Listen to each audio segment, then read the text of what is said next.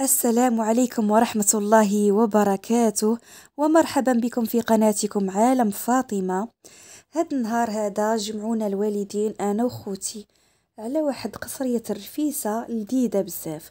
وبما أنني جيت في الدقيقة 90 قالت لي الوالدة أجي لهنا تسقي لينا هاد القصرية. وبحكم مدارس الوليدات ما كنشوفوش بعضنا بزاف، ولكن الوالدين دائما وهما اللي تيفكروا فينا وتيجمعونا. الله يجعلها في ميزان حسناتهم ويخليهم لينا دخر يا رب. والله يخلي لكم والديكم واللي ميتين منهم الله يرحمهم رحمة واسعة، ونطلب الله سبحانه وتعالى يرحمنا أحياء وأموات يا رب العالمين. بحال هاد الجمع كيعطينا طاقة كبيرة، حيت كنشوفو كنتجمعو كنسولو على الخوت والحباب. أما الوالدين فغي النظرة في وجوههم كتعطيك طاقة لمواجهة الحياة، مهما تكون الحياة لعبت بيك، مهما يكونوا تسدوا عليك البيبان، ومهما خلاتك الحياة تبدا مرة على مرة من أول درجة. فبدعمهم ونصائحهم ودعاهم كتصر أنك تصعد وتوصل وتحدى الحياة.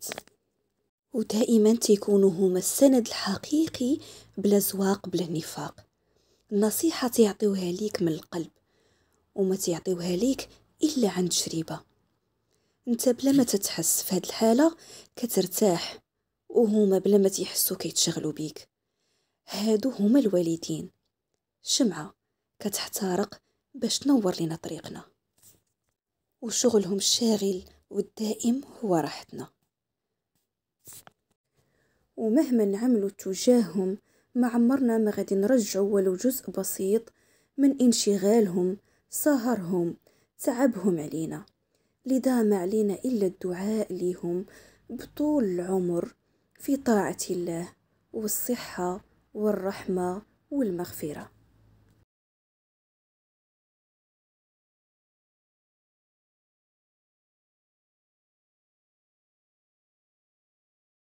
المهم من بعد ما تغدينا شاركت معاكم الجريدة البسيطة اللي في دارنا، فيها النعناع، الحبق، الفلفلة الحارة، اليازير، المخينزة، وبعض أنواع الصبار.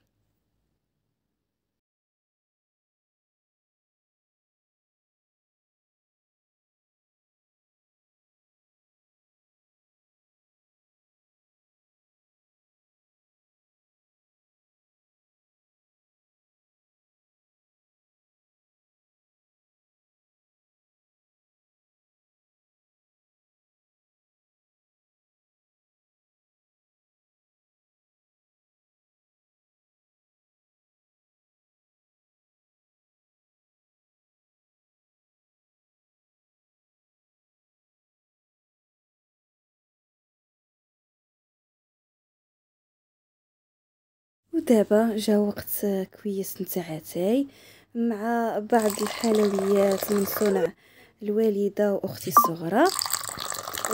وفي نهاية الفيديو ما عليا الا نشكركم جزيل الشكر على مساندتكم للقناة باللايكات والبارتاج، والى لقاء اخر ان شاء الله مع فيديو جديد.